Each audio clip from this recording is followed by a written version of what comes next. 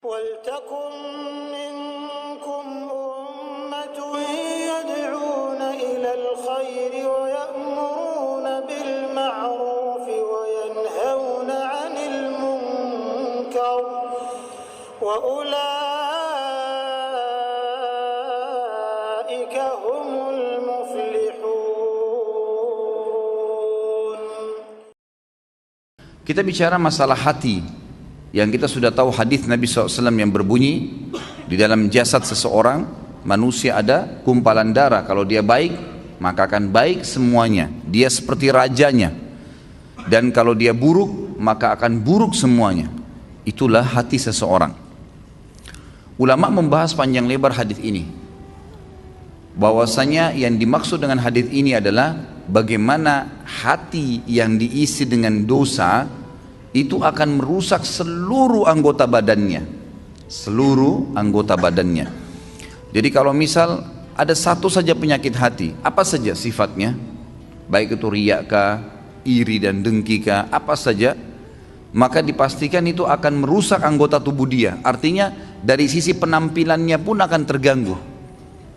Mukanya, paras wajahnya akan berubah. Orang yang biasa iri dan dengki, wajahnya beda dengan orang yang hatinya nggak ada penyakit iri dan dengki. Beda.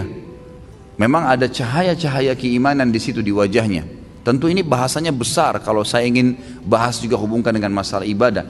Tapi kita cukupkan dengan masalah penyakit hati yang memang dari penyebab anggota tubuh seseorang selalu terjerumus dalam dosa. Efek besar sekali terhadap hati yang diisi dengan kemaksiatan itu akan berpengaruh kepada fisik dia. Dari rambut sampai ke kaki. Subhanallah, pada saat ulama hadis dengan pekahnya menjelaskan kenapa Nabi SAW pada saat meninggal, mohon maaf ini kalau teman-teman yang punya uban, gitu kan? Tapi kita bicara tentang Nabi SAW. Nabi SAW waktu meninggal tidak memiliki uban kecuali 3 lembar. Umurnya 63 tahun. Ini mungkin kalau orang cuma baca sepintas, oh, Nabi SAW memang tidak ada ubannya. Tidak ada sesuatu yang penting bagi dia kalau dia tidak kaji lebih dalam. Tapi kalau kita kaji lebih dalam sebagaimana sebagian ulama hadis, mereka mengatakan apa sebabnya Nabi SAW tidak memiliki uban kecuali 3 lembar di umur 63 tahun. Sementara banyak manusia umur 30 tahun, 40 tahun sudah ubanan. Dan secara ilmiah terbukti uban itu datang karena banyaknya beban pikiran. Kalau tidak, maka ada kesalahan teknis dari penggunaan zat-zat ilmiah di rambutnya. Itu mungkin. Jadi kalau kayak sekarang gonta-ganti sampo mungkin atau apa saja itu juga bisa jadi pemicu. Tapi umumnya orang yang selalu beban pikirannya banyak, apalagi kalau berhubungan dengan penyakit hatinya, iri dan dengki, selalu hasut dengan orang, kok bisa ya dia dapat jabatan, kok bisa ya dia punya mobil, kok bisa ya dia punya istri seperti itu, suami seperti itu ubannya luar biasa tuh. Mohon maaf kalau yang punya uban ya, saya bukan menyinggung, tapi ini sebuah penelitian ilmiah. Kenapa Nabi SAW seperti itu keadaannya, gitu kan? Ternyata ada penelitian yang dihubungkan dengan teknologi sekarang, itu berhubungan sekali. Nabi SAW dikatakan dalam hadis Bukhari oleh Aisyah radhiyallahu anha, Nabi SAW tidak pernah marah kecuali hukum Allah dilanggar. Kalau yang berhubungan dengan urusan dunia, nggak pernah beliau marah. Lebih banyak memaafkan. Sampai ada seorang sahabat datang mengatakannya, Rasulullah, saya punya kebun nih, pegawai saya banyak, sering buat salah. Yang kurma disortir salah sortirannya, yang diturunkan tunda waktunya, mestinya harus panen sekian banyak, ditunda besok dan seterusnya, banyak masalah nih. Berapa kali kami harus maafkan pegawai kami? Apa jawaban Nabi SAW? Maafkan mereka walaupun sampai 70 kali.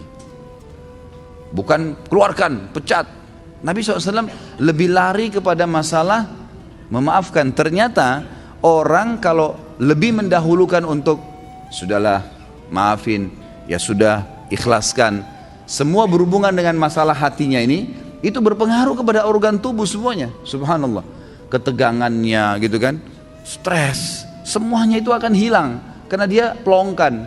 Dan saya sudah bilang ikhwah dan akhwat rahimakumullah, dalam agama kita, kalau ada seseorang berbuat jahat dengan kita, jangan balas kejahatan dengan kejahatan.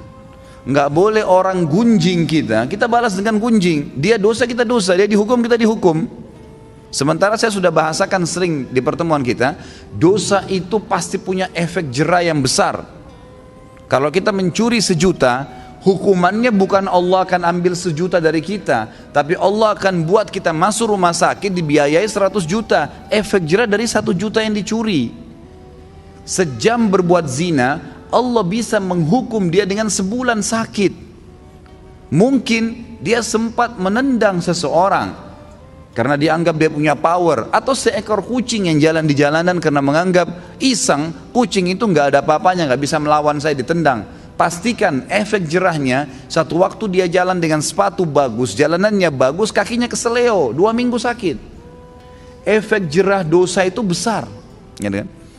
Jadi jangan sampai kita menganggap orang buat dosa itu oke-oke saja. Atau antum pernah punya peluang berbuat dosa, misal satu waktu pernah peluang bisa berzina nih dengan seorang wanita yang antum sangat kagumi, atau seorang akhwat kita punya peluang berzina dengan seorang ikhwah yang dikenal dengan kagumi, lalu kemudian tidak jadi. Syaitan membisikkan kita, coba dulu saya zina aja ya, yang penting saya sudah zina dengan orang yang saya cintai, yang saya sukai, toh saya juga sekarang bisa taubat. Keliru. Karena taubat itu hanya membersihkan kita dari hukuman hari kiamat, tapi di dunia harus ada pembersihan. Tidak bisa tidak.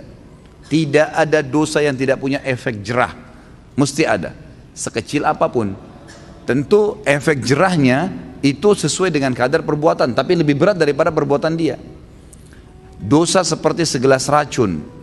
1 gelas racun ini sebenarnya secara medis bisa diobati dengan susu. Karena susu minuman yang steril, bisa mengobati racun yang masuk dalam tubuh. Tapi pertanyaannya, apakah 1 gelas racun bisa diobati dengan 1 gelas susu? Jawabannya tidak mungkin. Mungkin membutuhkan sampai 1000 gelas susu. Artinya efek jerahnya besar. Efek jerahnya besar. Maka kata kunci dalam hati seseorang. Makanya kata para ulama, bisikan syaitan agar seseorang terjerumus dalam dosa dimulai dalam hatinya. Selalu hati yang terbisik, bukan di kuping kita, bukan di luar, di dalam hati. Tuh lihat tuh begitu tuh coba aja, tuh nggak apa-apa. Dalam hati bisikannya. Dan kalau kita tahan juga dalam hati, maka tidak akan ada masalah. Jadi hati ini memang betul-betul raja nih, kata para ulama. Nabi SAW pernah kedatangan seorang laki-laki dalam hadis Bukhari, ya Rasulullah, wasiatkan saya. Nabi SAW tahu orang ini emosional. Kata Nabi, jangan kamu marah. Marah itu penyakit hati loh ya, di hati. Tapi dia teraplikasikan nanti dengan gerakan tangan, ekspresi wajah, tapi dia dari hati tuh. Nabi SAW ingatkan, jangan kau marah, hatimu tidak boleh. Apalagi ya Rasulullah, jangan kamu marah.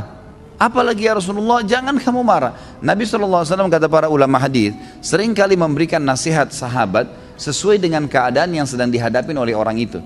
Jadi makanya kita pun sebagai umat Nabi SAW tidak mengambil hukum spontan dari sebuah hadis, karena itu per kasus di zaman Nabi SAW, gitu kan? Jadi bisa saja sahabat ini pernah seperti ada sahabat yang datang mengatakan, ya Rasulullah, anak muda nih, dalam hadis Bukhari juga, saya siap tinggalkan semua dosa, semua yang Allah larang saya tinggalkan, semua yang Anda larang saya tinggalkan, kecuali satu, izinkan saya berzina. Ini kasus lain lagi. Kata Nabi SAW, apa kau ridha kalau ibumu dizinai? Dia bilang tidak. Saudarimu? Tidak. Istrimu? Tidak. Tantemu? Tidak. Anakmu? Tidak. Lalu kenapa kau ridha untuk dilakukan pada orang lain? Di sini Nabi SAW mengobati keadaan para sahabat yang sedang bertanya sesuai dengan kasus yang sedang dihadapin, gitu kan? Ini poin lainnya. Kita kembali kepada poin bahasan kita. Bagaimana Nabi SAW tidak tadi sampai beruban, kecuali hanya 3 lembar di umur 63 tahun, karena luar biasa dalam pengontrolan hati beliau. Tidak mudah marah kecuali hukum Allah. Lebih banyak memaafkan, gitu kan? Dan saya sudah bilang tadi, ikhwan dan akhwat sekalian,